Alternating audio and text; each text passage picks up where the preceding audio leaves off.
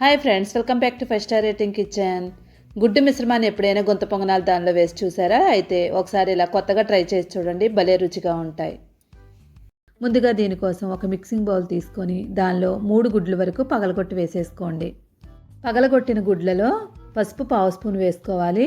Salt కొంచెం వేసుకోండి. Already ఎగ్స్లో కొంచెం సాల్ట్ ఉంటుంది కాబట్టి ఎక్కువ వేసుకోకూడదు, కొంచెమే వేసుకోండి. మిరియాల పొడి ఒక 1/2 స్పూన్ వరకు వేసుకొని ఇప్పుడు ఈ గుడ్లన్నీ కూడా బాగా బీట్ చేసుకోవాలి. ఒక 2-3 నిమిషాలు బాగా బీట్ చేసుకున్న తర్వాత ఒక ఉల్లిపాయని చిన్న చిన్న ముక్కల కింద కట్ చేసి వేసుకోండి.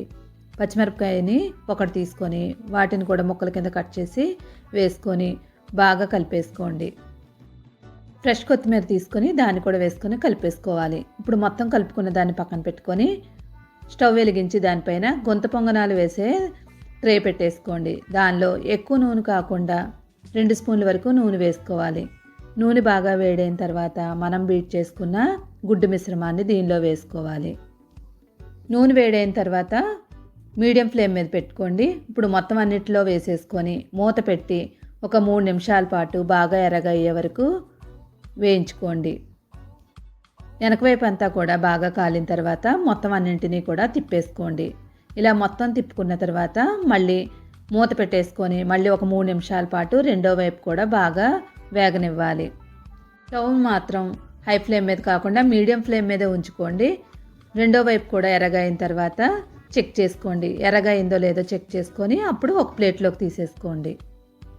ఇంట్లో గుడ్డులు తక్కువ ఉన్నప్పుడు కానీ లేదంటే ఎక్కువ రేటు ఉన్నప్పుడు ఇలా చేసి చూడండి.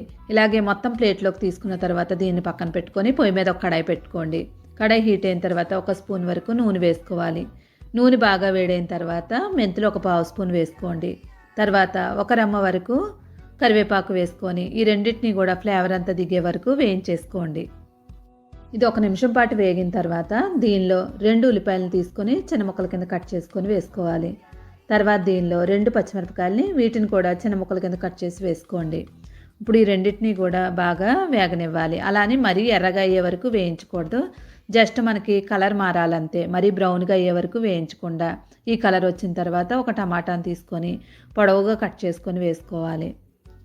టమాటా ముక్కలు వేసిన తర్వాత మెత్తపడే వరకు వేయించుకోవాలి. దీంతో పాటే మన ఉల్లిపాయలు కూడా కొంచెం కలర్ మారిపోతాయి. చూడండి, ఇక్కడ మనకి టమాటా అంతా కూడా మెత్తపడి ఇలాగే అయ్యే వరకు వేయించేసుకోండి.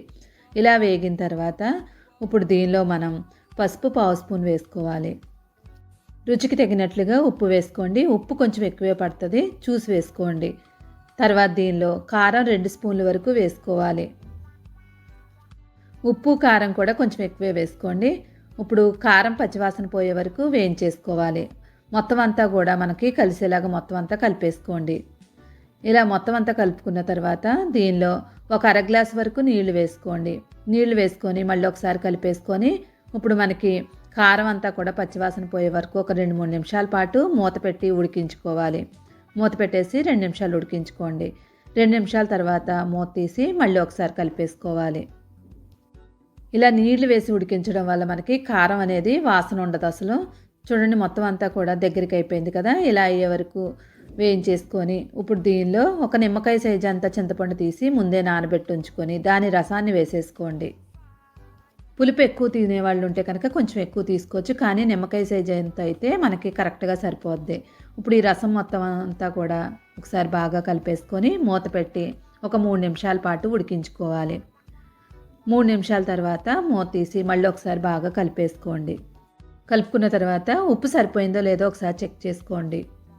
ఉప్పు సరిపోనట్లయితే కనుక ఉప్పు వేసుకోండి. ఇప్పుడు ఆల్రెడీ మనం గుంత పొంగనాలు దానిలో గుడ్లు వేసుకున్నాం కదా, వాటిని వేసేసుకొని ఒకసారి బాగా కలిపేసుకోండి. కలిపేసుకొని మూత పెట్టి 2 నిమిషాల పాటు ఉడికించండి. మరీ ఎక్కువసేపు అవసరం లేదు. 2 నిమిషాలు ఉడికించినట్లయితే మనకి లోపల వరకు కూడా పులుసు చక్కగా ఇంకిపోద్ది.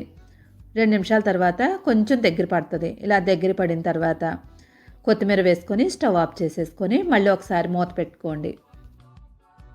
మూత తీయగానే మనం 2 నిమిషాల తర్వాత గుమగుమలాడే గుడ్లు పులుసు రెడీ అయిపోయింది.